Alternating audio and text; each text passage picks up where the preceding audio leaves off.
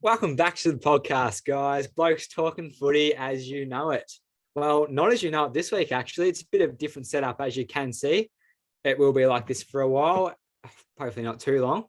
But yeah, just letting you know that. We're really excited for this episode. We're wishing we were together, but what can you do? Next week, we'll see what happens, but not guaranteeing anything at this stage. Might be, this one's going to be a later one. Next week might be even later than that. Okay, we'll move on from that and and just let you know, do you want to tell them all the exciting news we got? It's all yours, buddy. Take it away. Okay. We're branching out, boys. We're branching out. We're now on Spotify. We have been for a couple of weeks. We are on TikTok. That is going well. And we're about to branch off onto Facebook as well. So jump around all the socials. It's Blokes Talking Footy on everything, as you could imagine. Okay. Well, as always, let's just jump straight into it. Let's go. You can start us off. Two things. What did I notice? What did I like? What didn't I like? All right. Start with my own team. So not much. Didn't like much from that game, did you? Didn't like much. Bit of resilience. Could have taken a lot of positives. I'm not going to be Mr. Positive every week. We are depleted when it comes not to key defenders, just to height in general. Yeah. Do you guys have a pick in the mid-season? Yeah, pick 13. The mid-season. So that's tomorrow night. So we're filming this on a Tuesday. That will be tomorrow night, I'm pretty sure. Or is that Thursday? No, one of the days. Tomorrow night, you're all over it. Tomorrow night, I believe 8 o'clock. Carlton must pick up a toll. I actually am going to go the opposite direction. And I don't think it matters. Doesn't matter? You can expect someone, because it's not, the issue isn't we're lacking a third key tall or a number 2 key tall. The issue is we are now missing our general down back. On the weekend, we've seen it had to become Lewis Young. It had to become the number 1 key defender. And he is lucky to be number 3. He isn't a great footballer in general, so... No, and he's a hell of a lot better footballer than Lockie Plowman. Yeah, and Lockie Plowman should not be on the AFL list. So we've got the bye this week. That's okay. You're going fairly. We are on the bye this week. I front up. I rep my Blues no matter what. I'm hoping we're going to bounce back and get some players back. Hopefully, I'd like to see Caleb Marchbank back out there. Yeah, he's back. Been a long road. Been out in the VFL and that. Hopefully, he can get through. We'd like to see him back. But again, you can't rely on someone who's coming back after 2-3 years out to be your key number 1. So, not saying we're done yet, but it's going to be a long 6 weeks. Yeah, very long 6 weeks. Number 2, I went out and made a call, and I'm going to stand by my calls, and I'll always live up to my record. I'm 0-1. And 0-1 means you made 4 bad calls this week? No, 0-1 is I made 1 bad call. I said that Richmond would win, and they didn't. But I'm okay with it. I am okay with losing out because Buddy played a freak game. He's only going to do it 3 times a year. Look, he's out there. He's not going to do it every week. I'm okay with it. And the facts back it up that it was a good call. And the reason it was a good call, check the halftime score. They didn't adjust well after halftime. Full credit to Sydney with that. But if you look at the top 12 teams on the ladder, Sydney are the only team that have gone 2-3 over the last 5 games. Every other team in the top 12 has gone 3-2 or better. Yeah. I'm happy with it. I'll live with it. I'm happy with that. That's a good, as far as you can be wrong, it's a good way to be wrong. I'll take it. That's all I've got. Over to you. Okay, so you got nothing from the other team was the statement you just made, I'm guessing? The other team was the Swans. I'm off them. Don't care they won. Yeah, okay. My other team is Freo. They had a big win in the ruck. We talk about Gordon and Jackson being the best ruck duo, but Darcy and Lobb bullied them on the weekend. I'll just read some quick stats out to you. Go for it. In Sean Darcy, so Freo compared to Melbourne, Freo leading 39-27 in the headouts. Yep. 31, they were down 31-35 in disposals. Yep. We're up 13-9 in marks. Yep. Had 15-10 score involvements. Yep.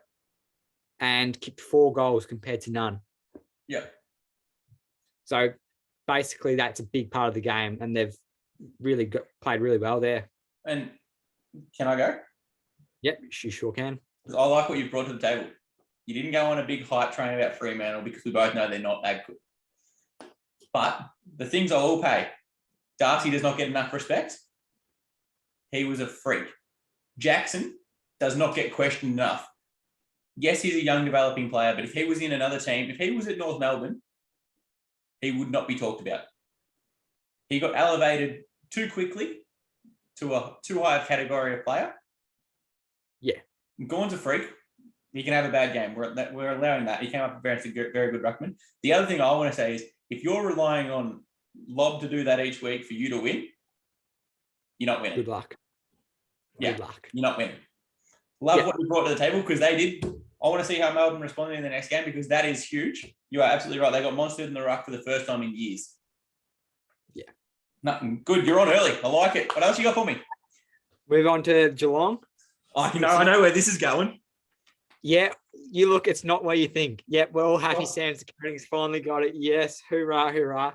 But what I want to focus on is some pretty impressive stats from down back for Geelong. Go on then. Yeah, Tom Stewart belting out another 40 possession game. Yep. Like no back in their right mind should be allowed to do that. He had makes you question whether or not he's actually a backman. No, he was playing back on the weekend. No, I'm just saying. The way he runs, should he be utilised elsewhere? Best backman in the league, so should be. All right, continue. A great intercept mark, so it's hard to take him elsewhere. Yeah. And his views, he was going at like 90% or something. 85. That's what you want. 85 on the weekend. 85. Very good weekend. Very impressive for having 32 kicks. Very impressive. And the other one, Tom Atkins, 17 tackles. Huge. That is huge. That is just what? That is Jai Newcomb-esque. 7th most of all time. Yeah. And between him and Selwood, they had 30 tackles. That's huge. That's pressure. That was games. Yeah, so 30 tackles for your two best tacklers in the team from Geelong. You compare that to the Collingwood-Carlton game, where both teams only had 55 each. And that was described as high pressure. High pressure. Yeah. So, great pressure football. Move on. Love it. Okay. What do you want to move next? To Mitch's tiers? We're going to the tiers. It's what everyone's here for.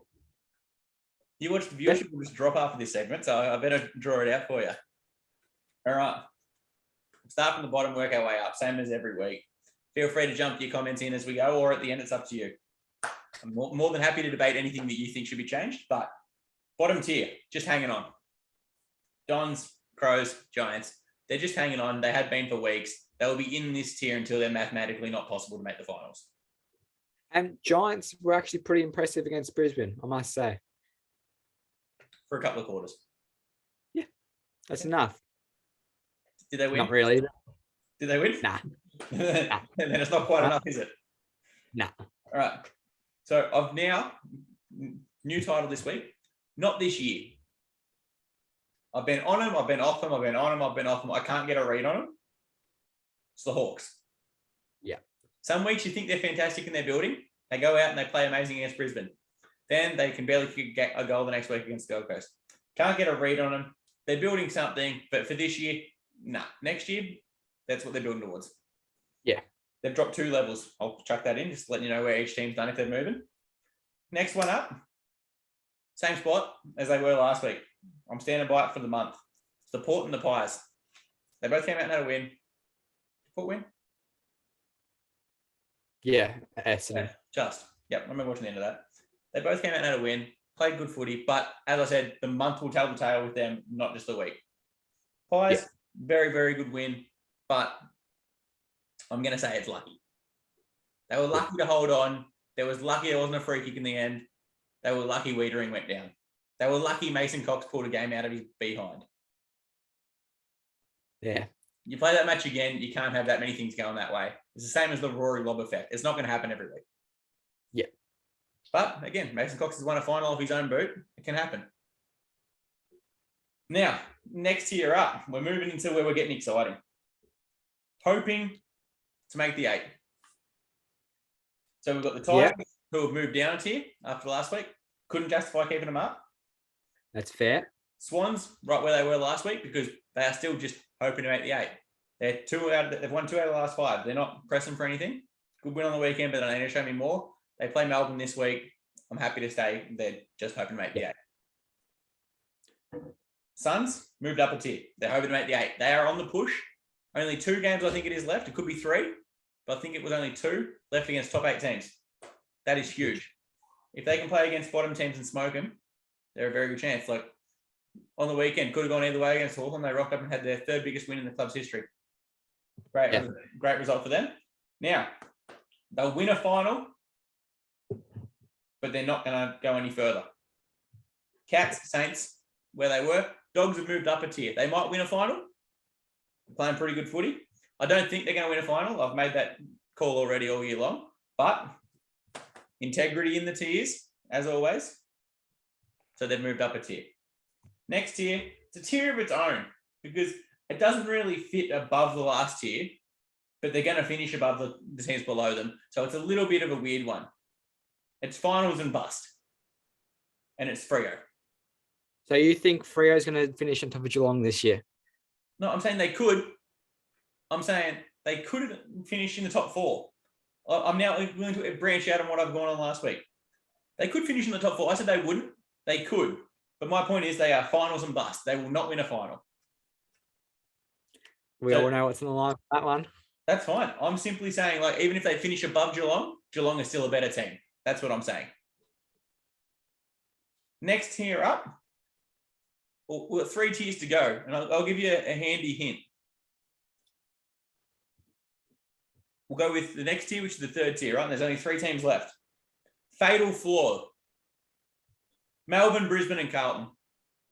All fatally flawed. We'll come back to why in a second. Number 1 contender, vacant. Favourites, vacant. Gone. As you sent me a message throughout the week, no team is as good as we think they are. The media is hyping it. And you're exactly right. It's not a competition this year of there's that many good teams. There's just that many mediocre teams.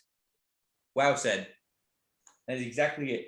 Melbourne have just lost their key defender. Carlton have lost their key defender. And we watched what happened. Their defences were unravelled. Now,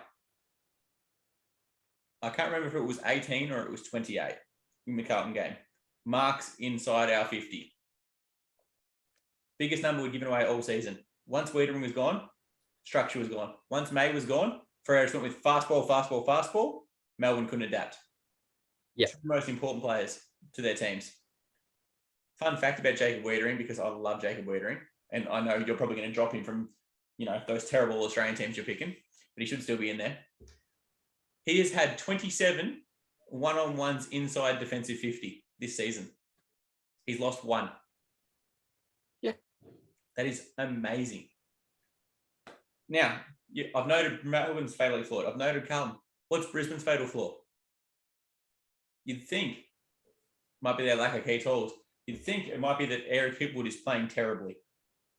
It is the fact they can't play defense. And it's the fact that they're just a mediocre team at best. They're a mediocre team. I cannot say that they're any better position than they have been the last 2 years when they've gone out in straight sets. I can't see them rocking up and knowing confidently they're going to win. I can't knowingly say I'm confident in them at the moment. Yeah. For a final. Regular season, you can back them in every day of the week. Yep. And that's me. Any questions, objections? Should we have a favourite? What do you reckon?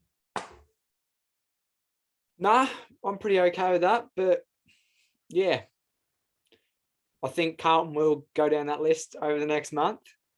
Yep. And we'll see teams like Geelong come up that list. I reckon Geelong are going to have a really good, I reckon now's the turning point. They've won 2 in a row. First time they've done it all year. They're just going to start the ball's starting to roll. So just keep it rolling. So before we move on then, so are you trying to say that Geelong are going to win this weekend? I never said that. I just said the ball is starting to roll. The ball is starting to roll in the right direction. They don't have that hard a fixture. Look, this week sounds pretty hard fixture. Dogs are playing well. Could be wrong. Geelong have shown us. Actually, Doggies have gone in favourites this week, I must say. they're going on Sportsbet as favourite this week. I actually think you're wrong. No, I had a look at it. Geelong were at $2 just before. Yeah, no, you are correct. Geelong are at $2. Yeah. Are we willing to see a call? Are you willing to lock in a victory? See, doesn't back him in. He has confidence there rolling, but not a lot of confidence. Yeah, no, the way they've been playing, you can't have a lot of confidence in them. So they need to get rolling because you have had a couple of shaky weeks. This week was a good week for you. And I'll actually throw it out there. You didn't mention it, so I will mention it now because I've gone on a little spiel. You did call last week 9 goals between the three of them, and they had exactly 9 goals. And you didn't even know it, did you? You forgot you even mentioned it. Because I'm just that confident in every call I make that I don't need to have a look at it because I know it's going to happen. Well played. And on the topic of that, 8 goals to Charlie. It was a wet, slippery kind of game. I'm okay with it. You need to bring this in. You didn't encounter that, and that's where you went wrong. I didn't say he was definitely going to kick 8. I said I'd like to see him count for things like that. No, you said, look, let's look at the film. You said he will kick 8. He's kicked 4 in a losing side. I'm happy. Yep. Okay. Let's move on to All-Australian. It's everyone's favourite. Take it away, boss. Okay, so a few changes this week, actually. So starting at the back flank, we've taken Short out. I'm just not sure what his role is in that team at the moment. If he's midfielder, if he's backman, if he's a bit all over the shop. For that reason, I want to bring in an actual back flanker. So I'm taking Jack Sinclair. Yep. Fair. And then Jack Sinclair playing out of his mind. I brought Walsh onto the wing because he's starting to take more of a wing role. Yep, that's fair. And played enough games now that he deserves to be there. Yes, exactly. He's playing very, very good footy. Yeah, so he's for McCluggage. Yep. And then I've taken Lynch off. Yep. And I'm like, oh, do I go with a Toll?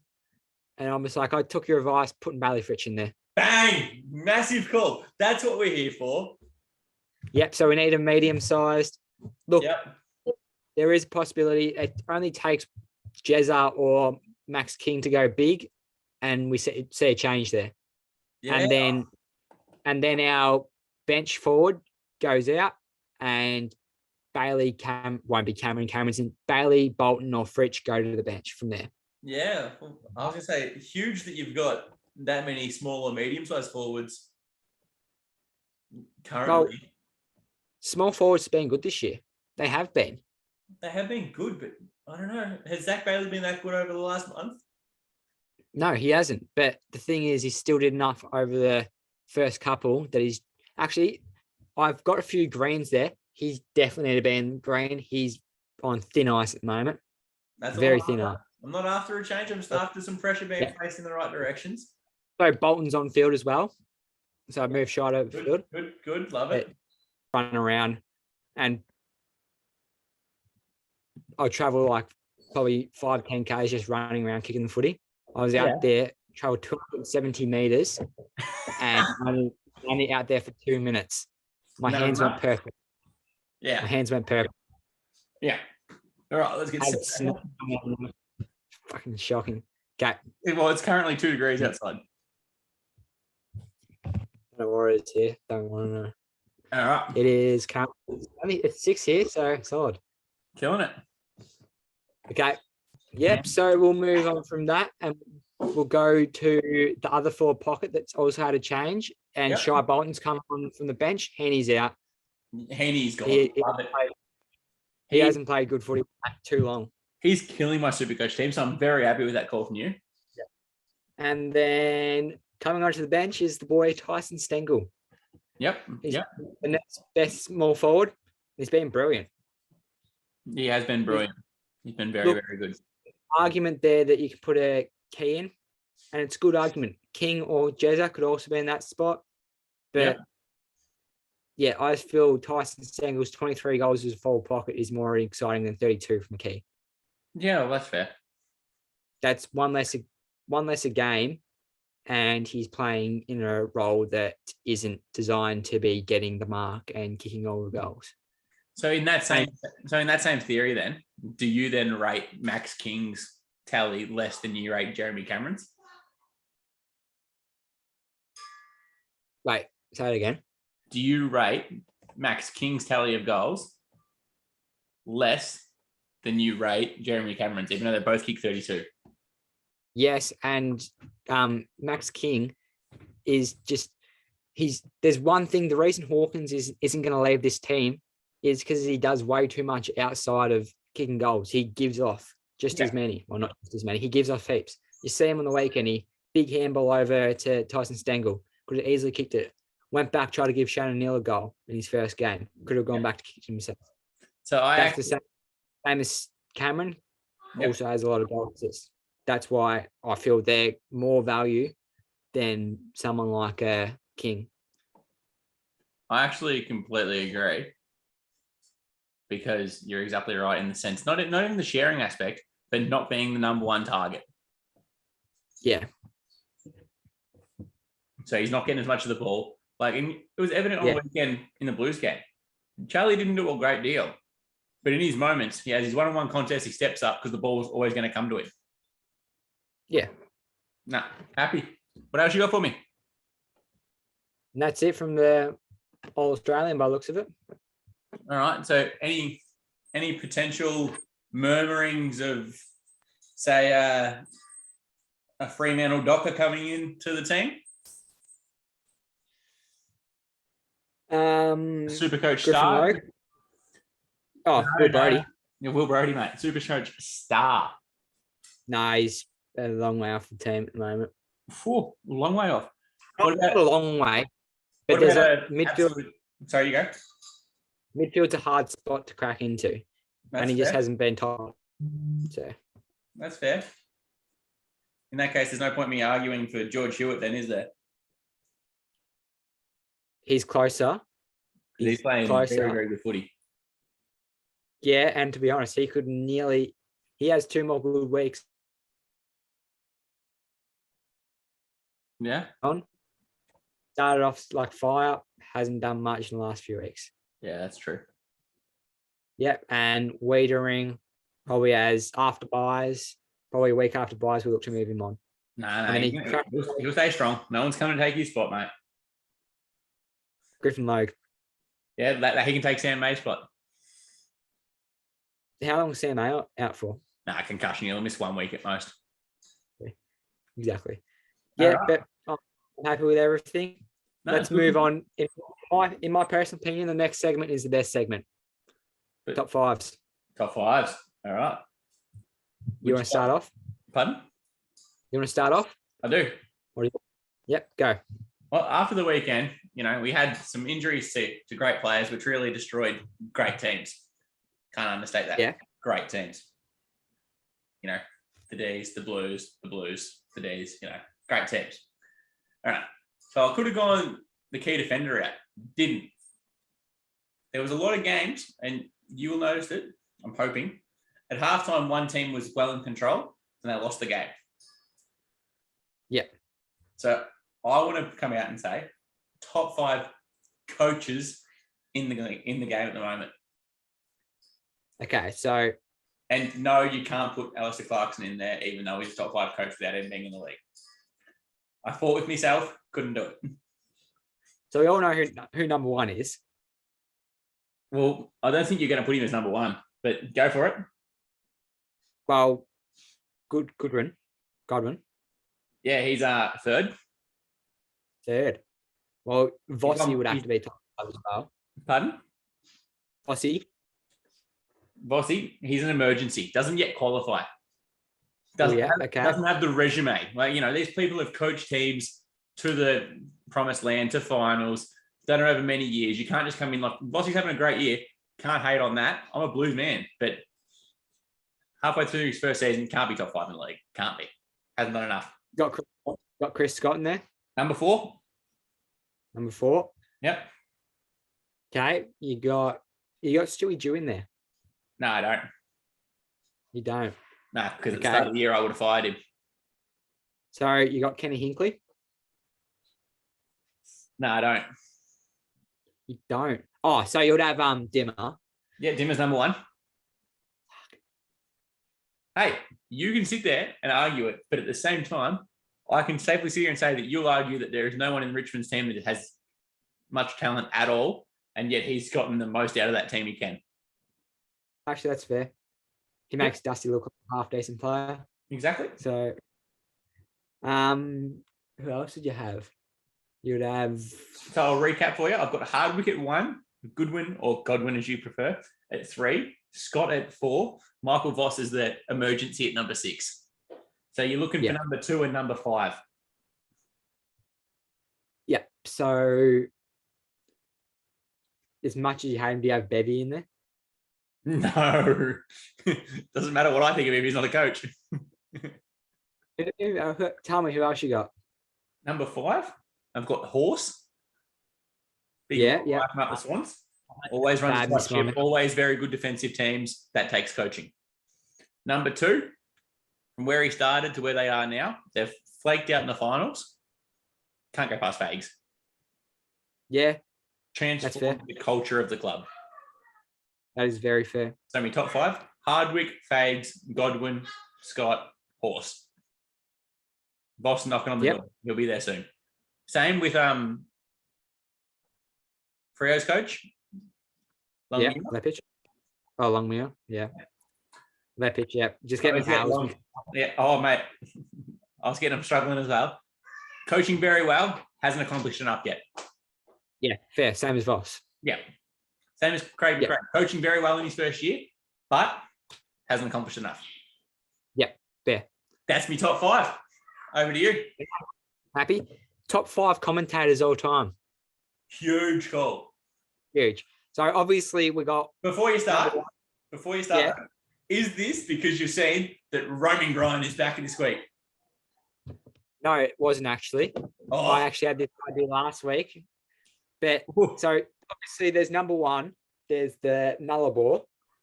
And there's another couple of country miles on that. And then there's number 2. Yeah. And then the list just goes there. Yeah. I'm interested to see who you got at 1. You're interested? Tell me, who's number 1? It's obvious. It's Dennis Cometti. Yeah, the greatest to ever do it. Yeah, there we go. Making sure you weren't going to throw a curveball at me. Choosing a greatest team of all time, there is literally a spot there to say, look, Dennis Cometti is commentator. Yeah, greatest team of all time, called by D Committee. It's just, he's great. He's brilliant. I don't have to explain it. Move on. Yep, happy. Number 2 else. Who else would I have? See, I've got to think Bruce McAvaney's going to be in there. Yeah, I don't like him though. No, neither, but he's going to be in there. Yeah, he's at 4. Yep, nice. I'm going to throw it back to a bit of my childhood. You might be a bit young, being the 12-year-old that you are. Cheeky dig, love it. Rex Hunt. Number 3. Oh, happy about that. After that, Yabba-lay. The fat lady has sung. Rex Hunt, iconic. He is iconic. W. Walker. Love it. He's iconic. He's probably, it's just because I didn't see enough of him. That's why he's at 3. I've seen more of number 2, and that's why he's at 2.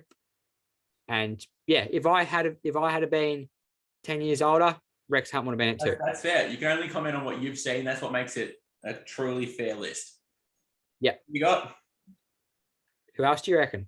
Oh, I'm happy. I've hit my ones. I'm happy with. It's number 5.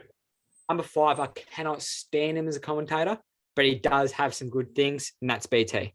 Yeah, I can't stand him as a commentator at all. Can't stand him at all. Roaming Brian, I can't stand as a segment, but I'm excited to watch it because it's cringe. You can't look away.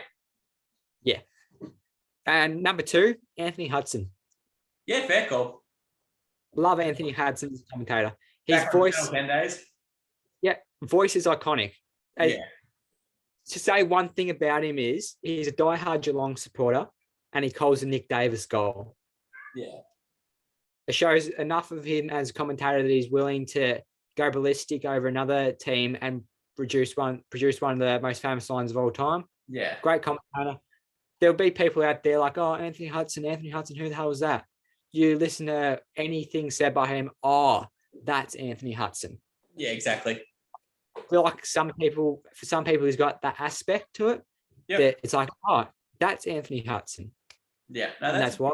That's a great call. Another one was very unlucky, and I'm one of not many people that actually like him as a commentator.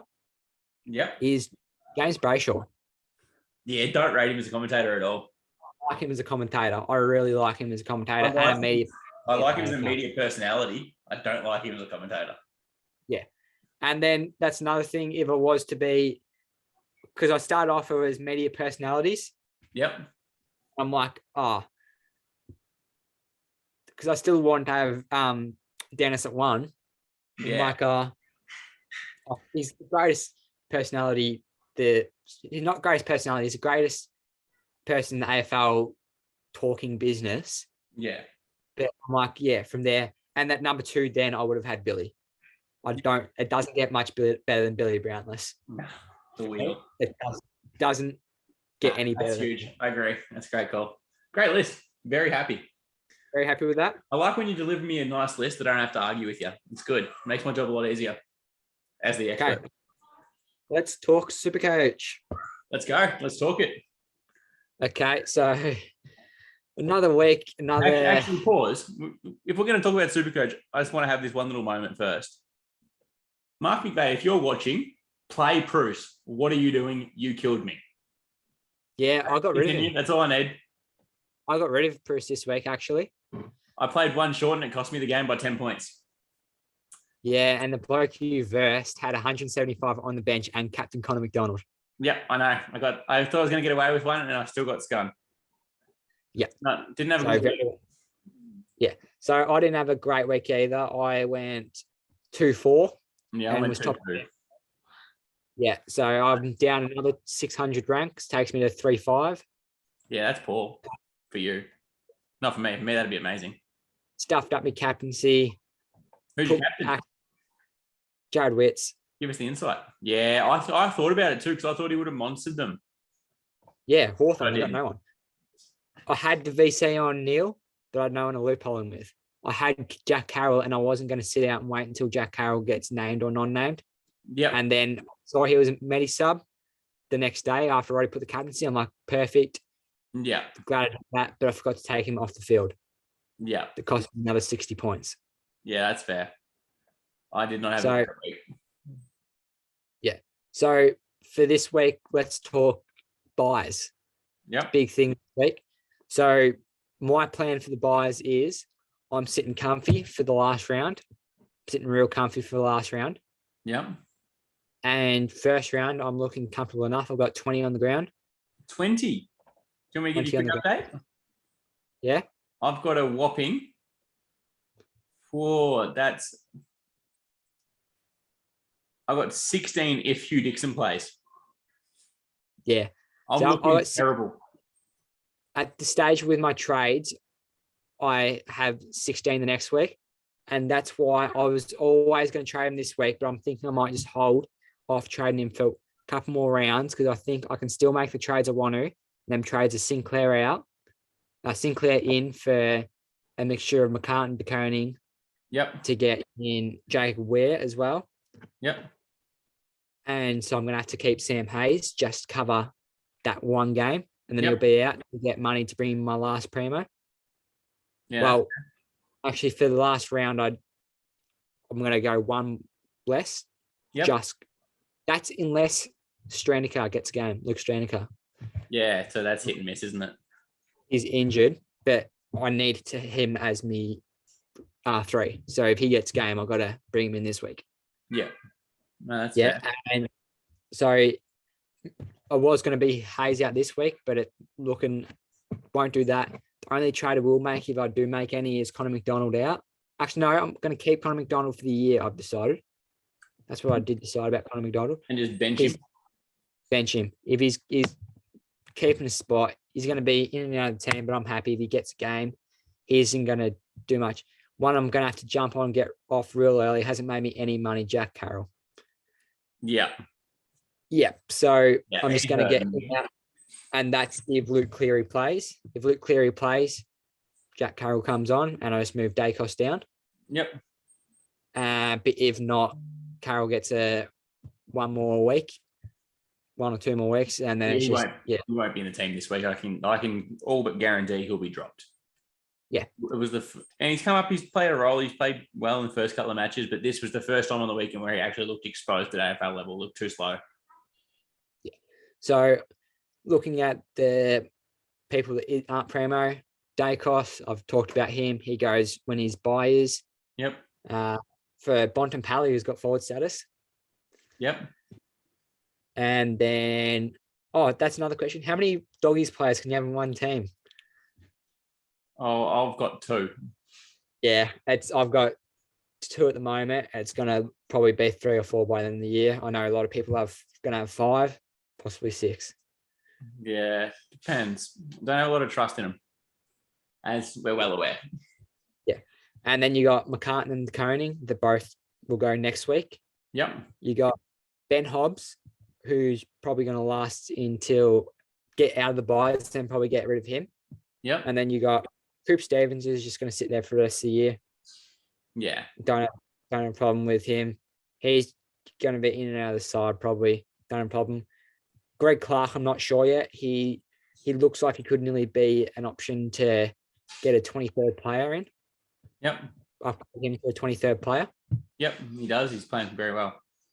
Jack Harrell's obviously just touching him. Conor McDonald's going to stay. Hayes, we've talked about him, and Hamilton's going to stay. Rioli, not sure yet. But a player that I am that he's going to go up this week, but maybe in the following weeks I might look to bring him in after the buys, is Jed Buse. Jed Buse. Yeah, see, you're breaking the cardinal sin, which I break, and that's why I'm no good at Supercoach. You're falling in love with your own players. Oh, no. I'll tell you why I'm going to get Jed Buse in. He's under $200,000 at the moment. Yep. He's played 9 or 10 rounds. Yep. If he's going to sit at my defensive 7, yep, he's not going to be on the field. He's going to be my 7th defender. I know he's going to get a game most weeks. So worst case scenario, I'm going to have another 30, 40 points on ground as emergency. Yeah. Okay. And that's why I might look if it gets out of buys and he's cheap enough, I will look to flick over to Jed Buse. Interesting comment. It is. I know no one is going to do that, but it's just good to have someone backing up there in case someone's laid out. So it's strange that you say that though.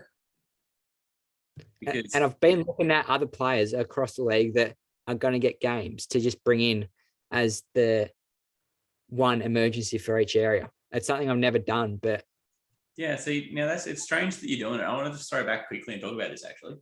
So earlier we talked about Jimmy Butler's missed 3-point shot, and you said it was a good shot to take even though he missed it, and I completely agree.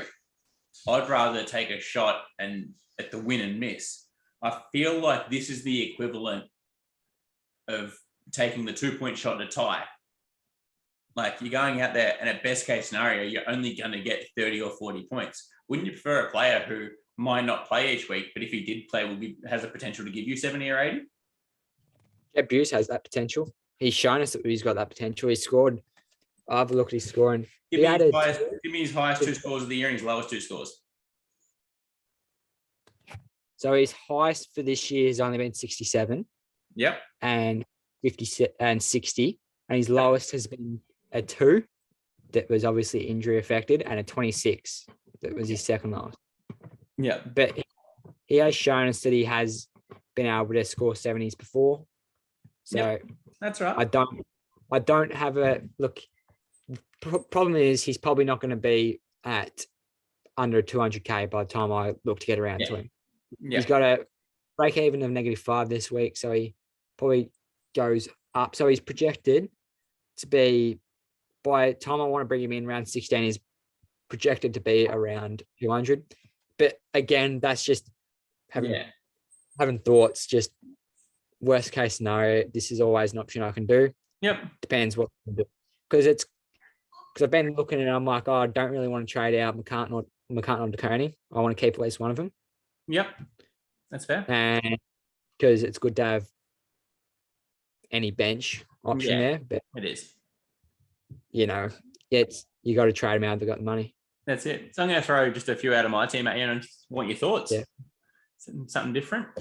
So these are just the various players who are probably on the fringe in my team on whether or not I'm going to keep them for the year or drop them. I don't really know what I'm doing in this sense. Like there's a few things that need to go under the bridge between now and it happening. There's a few weeks of buys and that you got to get through and just hope for no injuries. So Jakey Lloyd, currently holding him. He's been absolutely terrible this year, but he cracked the ton on the weekend. What do I do? What's he sitting at? What's his price? What's his break even? His price is sitting at $4.90. He's averaging 93.9 for the year. And his break even is 92, which he's not projected to get. Sorry, his break even is 106 and he's projected to get 92. I'm not getting rid of him this week or anything like that. I want to think, like, give me over the next 3 weeks, if you'd be keeping him, holding him, what he has to do to keep him. It's not the worst case scenario. I'd rather have him on the ground than someone like a Greg Clark. Yep, that's fair. So then I'll scroll down to my midfield where I've got Greg Clark. I'm happy with him though. He's not me questioning in midfield. Me questioning out in midfield. Like my midfield's Oliver, Neil, McRae, Keys, Cripps, Brayshaw. I'm loving it. Me question, are you willing to put, his price doesn't dictate it, and his probably average doesn't dictate it, but I'm almost willing to keep Matt Kennedy for the year and just dictate him as a lock. Again, depends on team. If you have the luxury that comes to the end of the year and you have the trades to do it. I have 11 trades left now. I'm going to struggle for trades. Yeah, so no. Yeah, you have to keep him. You've made a decision there. You got to stick by your decision. Well, in saying that, he is averaging 96. He's 470K and his break even is 56. He scored tons in his last 2 games he's played. Yeah, look, you can't get rid of him with your amount of trades. Yeah, that's fair. So then I go down to me. Oh, actually, I'll just throw in a cheeky little Mitch Owens on the weekend, dropped me a nice little 89. Very happy with that, considering the only other game he's played, he dropped me 2. So very happy. I've had him since the start of the season. I'm very happy with that. Yeah. Finally getting some love. All right. Me ruck dilemma. I've got Jared Witts, and then I've got Bruce Dixon. Yeah. I need Bruce to either play. If he plays, I'm fine. He's averaging 110, but I need him to play. Yeah. If he plays, you keep him. If he doesn't, you got to move him on. All right. So what do I do with Dustin Martin and Isaac Heaney? Do I keep both, drop one, keep one? What do I do? Keep them both. What do I do? It depends. In your situation, I'd be holding. Yeah. Just because you can't really do much else with your team. Your team. Good. Yeah. You've wasted too many trades too early. And that's the end. You might look to take one of them out. At the moment, they both can produce what you need them to produce. Yeah, that's fair. Yeah. The hardest part is just, for me personally, is just been like, I'm not going to make trades this week. Like if 2 are available, I'll use 2. Oh, boost. I'm allowed to use 3 or 4. I'll use 3 or 4. Yeah, I'm going to go for first week in a while, possibly this week without a trade. I made 2. Luke Cleary plays. No. So that's a common perception that lots of people have, is that you have to trade when buys come around. You don't. See, I'm not trading because buys are coming around, because my trades don't change the amount of people I got on the field. My trades fit into my strategy. I never make trades for the buy. I normally try and make a lot of trades and then just ride it home strong. Yeah, exactly. So, that's Supercoach. For me, you first and last round, you got to field your 18, and second round's a hard one. If you can field as many as you can, really. Second one's really hard. Second one's a hard one for most people. Well, let's see how many people I'm playing against then. 1, 2, 3, 4, 5, 6, 7, 8. Yeah, I'm going to have 17 or 18 players that week. Yeah, I've got... That's one of my good weeks.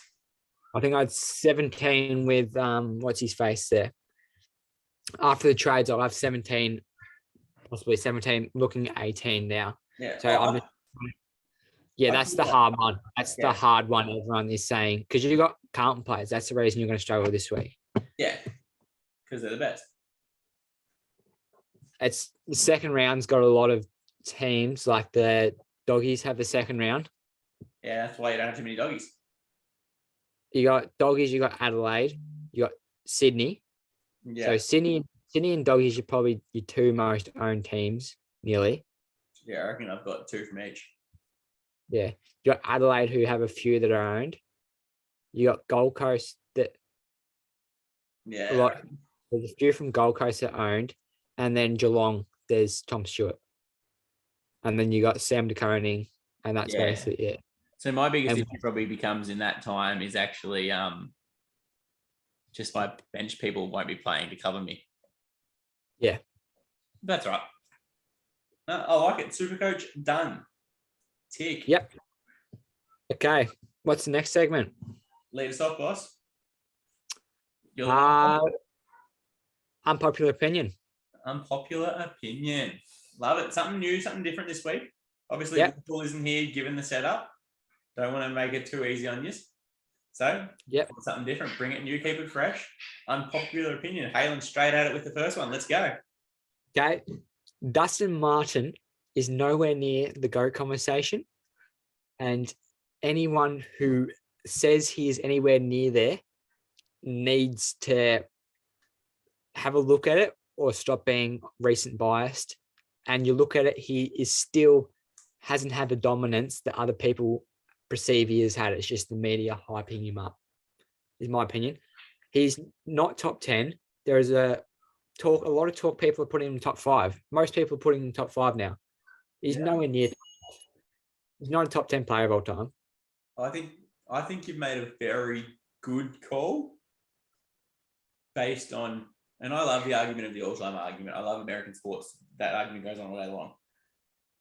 I think you make a very good point in the sense of his peak was very, very good. His peak was close to the greatest 3 or 4 year stretch we've seen.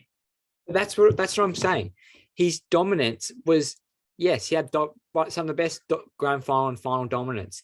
But in the season, he's only got 4 All-Australians. That's exactly it. He's peaked very well at the right games in the right moments in a good team. He never destroyed the league and carried a terrible team. And only 4 All-Australians makes your point very clear that he hasn't been that sustained level. And there has been, although he has missed games this year, even when he has played, he's not the same player. And you look at someone like Gary Ablett, who was the best player in the league for 8 years. He was the best player in the league. Yep. And it's very hard to argue that if he isn't best, he's still second, third best. But he was still the most dominant and perceived as the best player in the league at that time.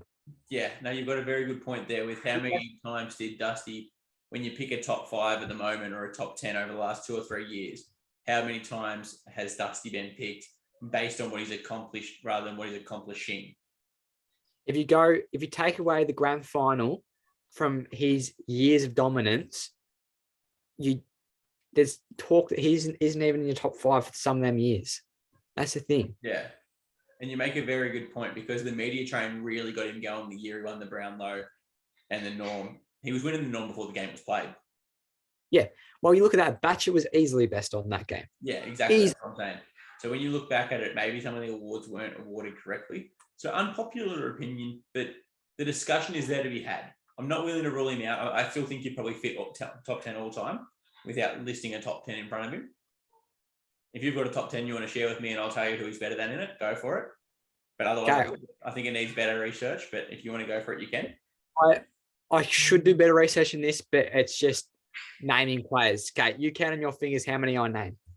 Let's go. Okay, you got junior, senior. You got King Carey. You got Lee Matthews. You got Plugger. He sure said he's best. He's not the best, but he's up there. Yeah. You got. I got my numbers wrong. I'm gonna go Teddy Whitt. Teddy Whitten. You don't think Teddy? I didn't see Teddy, so I can't. Chris Judd. Better for me.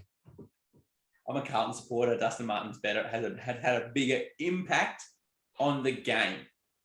Neither one, in my opinion, is silk. So they're easier for me to compare. Yeah. I'll give you Teddy. I'll give you Teddy, but it's hard for me to say. I'm not. Buddy Franklin. Yeah. Yeah. Then you look and you go to, just trying to think. Oh, you got Greg Williams. Yep. Yep. And that's just 8 off the top of my head, and I haven't even started to think yet. But you go way back in the day to your John Collins and stuff. You got Dunstall. I reckon Dunstall was better. Yep. So, Yep. And this is what makes the top 10 argument. So I will cap it there at 9. We'll have the argument properly another time, because what makes it so difficult is it's the relevant to, say, the NBA when it was the ABA and all those different before it became properly just NBA. It's the same as the AFL is, do you cap it and say all of history because it's so hard to compare the players from the 70s and 80s with now? Or do we just cap it when we're making these lists and go from 1990 to now? Yeah. And then if I say it's from 1990 to now, would you say he's still a top 10 player? We'll come back with a proper official list on this. From 1990, it gets close, because then you lose your player, because then you're only seeing back half of senior. Then you also lose your bags. You lose the people who kick the thousands. You lose players out of like the 70s, 80s who kick bags and bags, and it becomes a more defined list, I find. Yeah. Okay. That's my popular. I completely agree with you when you talk all time. I think for the purposes of us talking GOATs, it needs to be, if we're going to talk about it and we're going to bring thoughts to it, it needs to be 1990 forward in the modern era. So I'm happy to say he's top 10 all time for the modern era. Yeah, modern era. But we'll discuss that further. It's a great point you brought. My unpopular... Yet again, nowhere near GOAT conversation. Anyone who even wants to compare him to Ablett Jr. needs to have a look at football, because the thing is, Ablett Jr. was playing in the tagging era. Yeah. He was tagged week in, week out, and would still average 30. That's a very good point. Unpopular opinion. The game needs more players like Jack Ginnivan. It does. You look back at it and you go, Small blokes. Is that what you're saying? I'm saying people who make it interesting. You look at it on the weekend, Carlton Collingwood, 80,000 people there. No one gets excited. This could hurt and this could sting. No one gets excited to watch Jed Hughes go about it. They don't.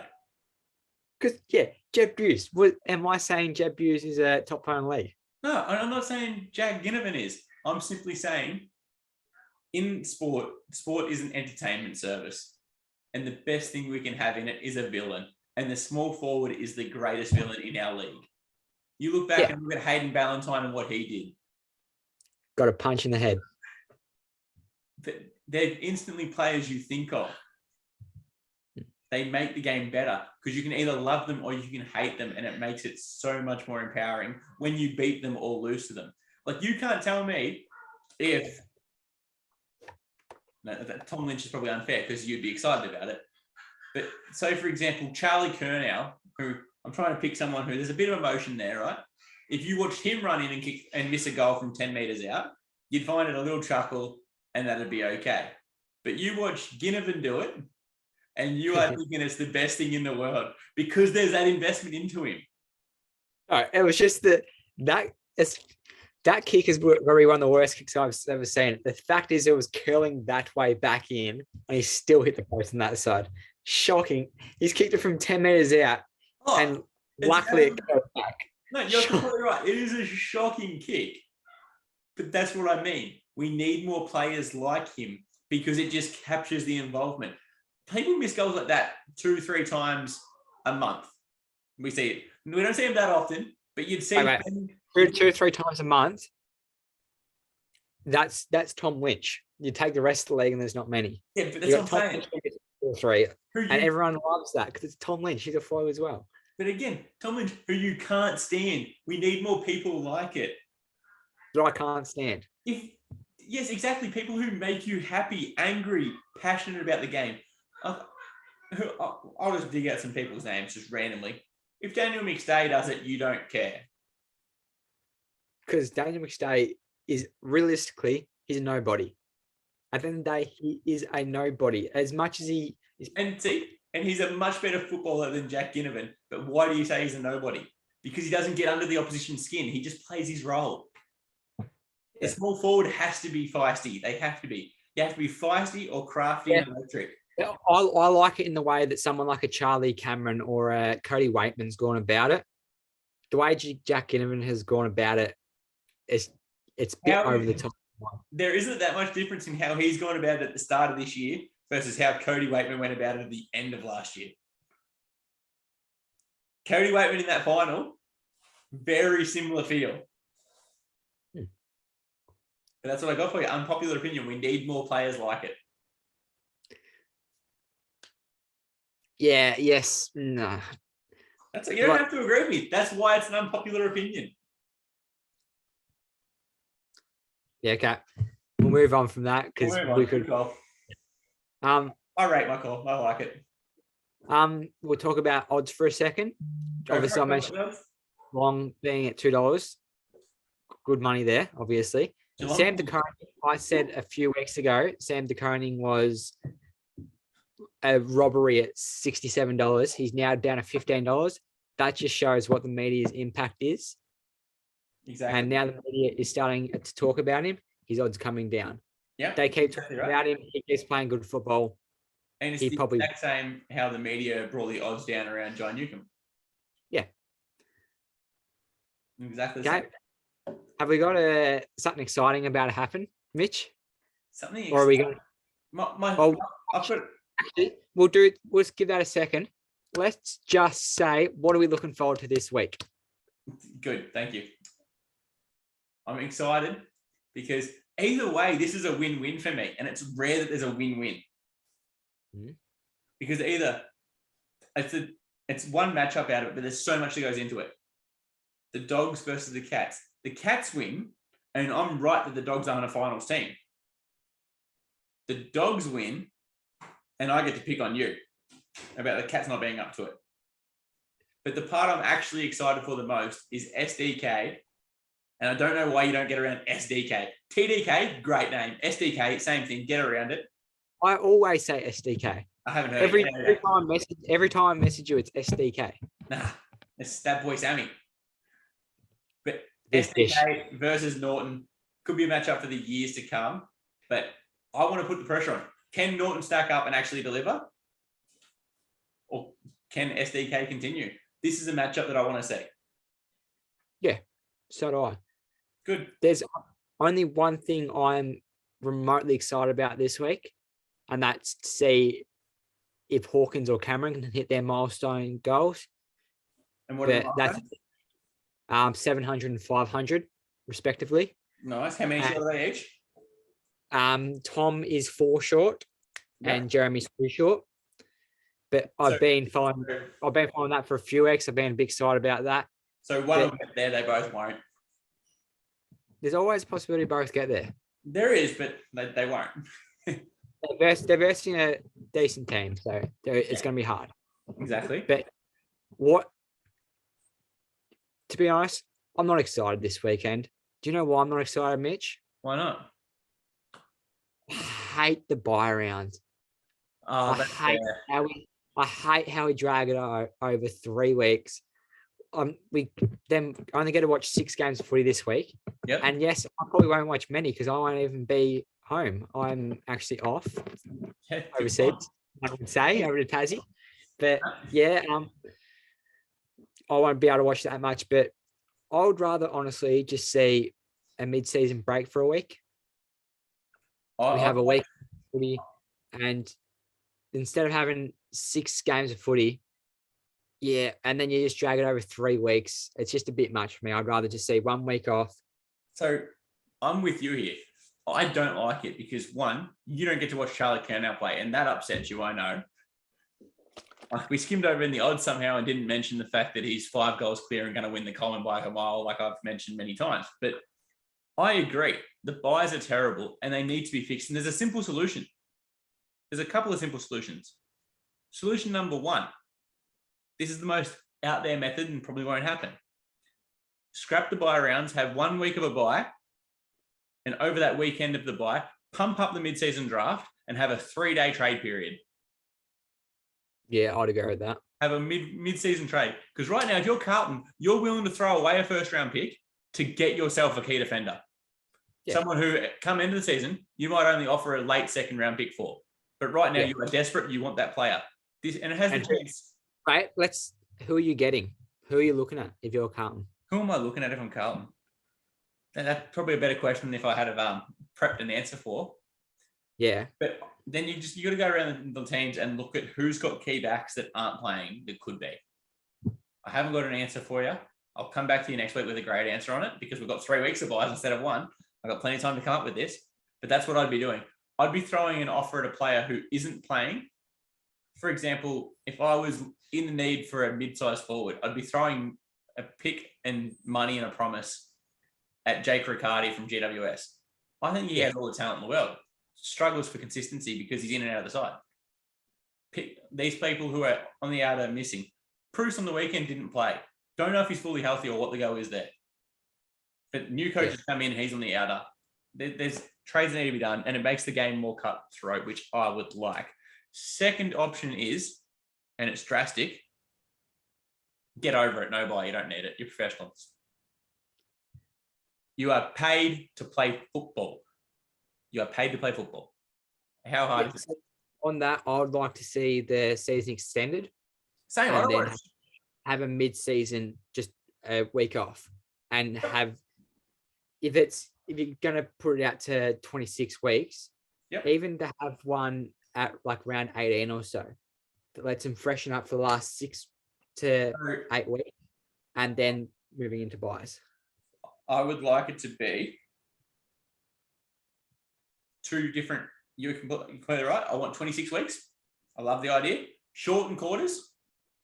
18-minute quarters. 18 plus time on. And you think, it's only 2 minutes, but that'll actually take about 4 off each quarter, which by then takes off 16, which is half a quarter worth of actual playing time. Bit of shortening. Won't affect scoring. That's what we're here for. Teams will still pile it on. But what it means we can have 2 buys. We can have our trade period buy. And I can have an all-star game. Yep. That's what you need to market, and that's how you need to do it. Yep. On the topic of buys and players needing a rest and that, conveniently placed the Blues midfield, Wiedering going down doesn't help. But you notice Cripps has missed a couple, Walsh missed a couple at the start, Chera had a couple with his COVID. Hewitt had a couple. Kennedy's had a couple. Hewitt's had a couple. We are really keeping that well-balanced machine going with each of them missing a couple of weeks here and there. And we noticed Cripps been down the last couple of weeks. Probably needed that little bye just to get his body right again. Wouldn't be surprised if in our first game back from the bye against Essendon, he'll have 30-2 again. Look like that beast he does each time he gets a fresh break. So he's someone who you've got to factor in. Well, we've got our bye now. We've got another 10, 11, 12 games to go for the season. Probably look at round 17, 18, who we got. Probably look at resting him for 1 week there, somewhere there. See if you can fit in the room. Do you rest him for a week, come like round 21, 22, depending on who you verse? I'd prefer to rest him in round 17, 18. But if it is someone, if you have got a matchup that's more favourable, to leave it that little bit later, yes. Yeah. You need your big guns firing come big gun time. Yeah, perfect. One more thing that just came to mind then that I want to touch on. All this stuff about umpires and all the rule changes. Yep. I actually want to look at some of the rule changes that I've actually liked over the years that has actually made the game better, in my opinion. Go on then. As much as it got scrutinised when it first started, 666. Yep, great. Love it. Don't have an issue. I really liked it. It made teams can't just stack it down back or whatever. Yep. As another one I didn't like when it first came was third man up rule. See, I hate it. I want third man up back. So I like it. I like it without the third man up. I feel like the ruck contest has been emphasised, and I actually like it without the third man up. No, because the third man up takes an ability to be able to play that role. Yeah, and you look at someone, Mark Whitsells was the best in the league at it. He's rebranded himself. Yeah, and you look at Carlton right now. If we could get a third man up, that would completely change our game. Yeah, We got and then Cripps is wrestling around the ground, bloody boundary throw-ins. And then you got what was it? What was I thinking of? Unrealistic attempts. Yep. So the mark, they go up for the mark. I really like it. I'm not sure when it was brought in or if it's always been around, but it's a rule I really like. It was a few years ago, but yeah, that's fair. Yeah, you go up for the mark. You don't get anywhere near it. Call it unrealistic attempt. So you can't just jump on someone to get them out of the way. Yep. Oh yeah, So, jump on, expecting that the ball was a meter that way. That takes him out of the play. You got two players there. Go. No, let's make it fair. I like it. See, rules I like, the change I like, being able to run out of the defensive goal square without kicking it itself. Love it. Great rule. Helps with the speed of the game. A rule that I love that isn't implemented well enough. And for it, we need to have either acceptance that 50 is going to be paid or a 25-meter penalty. And it's a stand rule because it has the potential to be the greatest rule to increase movement around the ground. The negative is if you watched on the weekend, see, Carlton was a great example. Carlton player would take a mark up on the wing. Umpire would call to stand. The Collingwood player would be already starting to take a step back, and all of a sudden it's no longer stand, it's back five. Yeah. I hate back five. Camera just cut. Give me 2 seconds, press play. I hate back five because it makes it meaningless. Because as a footballer, I've heard stand. I think they should be stationary. I can start to go. As soon as they're backpedaling, they're already moving to get you. I know they're not coming at me, but the amount of times you see it on the weekend, it kills you. I don't care if it's back five. It should be stay out five if you're not within five when they mark it. But if you're within five, it should be stand regardless of your spot in that area. Even if you're 3 meters back from the mark, if by the time he says stand, if you're not at the mark, you stand there. It shouldn't be get out of the area and be able to move.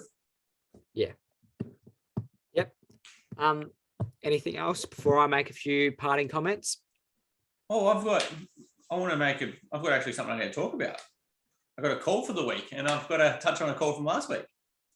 Oh, yeah. Sorry, I did forget that. This is what we all came from. Actually, I'm just going to make a few statements before we do that. Go for it. Okay. M&D Beanies, jump around to everyone. Great cause, great man. Everyone get around it. And another one is our thoughts with Bobby Hill in this time. Well said. And we'll move on. We've seen what Doherty's done and been able to come back to, and we can only hope Bobby Hill can achieve the same. All right. So first things first, me call. I've got a call this week.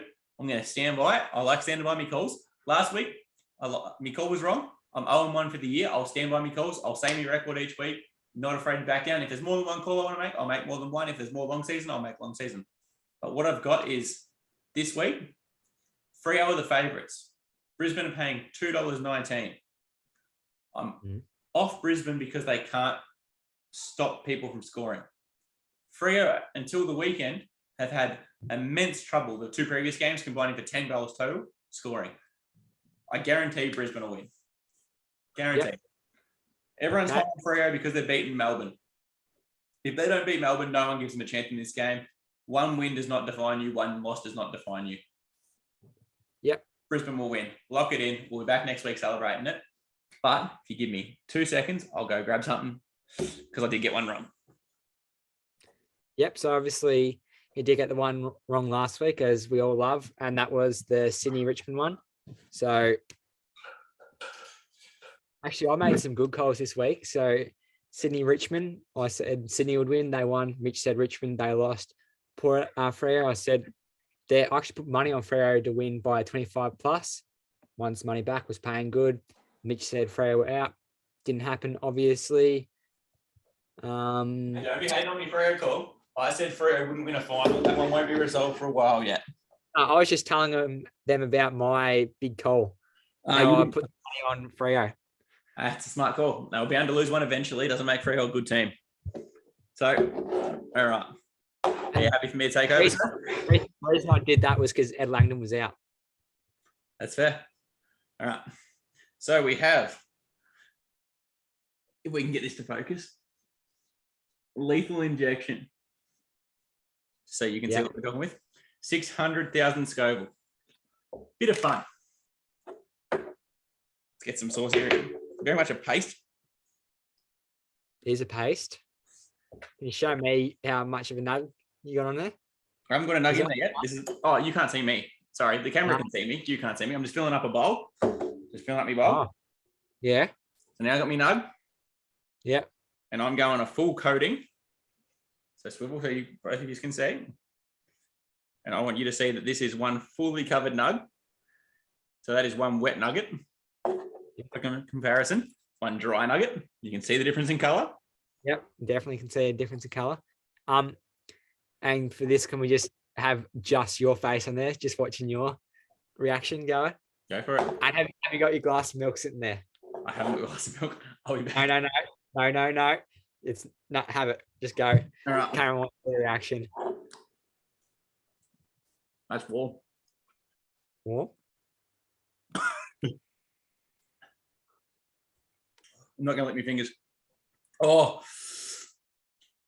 By the way, everyone, this is level 1 of 5. Good thing I'm not going to be wrong again. Well, that's tearing up. That's real good. Wait until Freo win a final, boys. Got 5 different levels of this. Oh. I think you need to start putting your mouth where your mouth is and making some of these calls. You know, you're gloating about these predictions you made last weekend, but I didn't hear you make one call. Have you got a call for this weekend? Oh.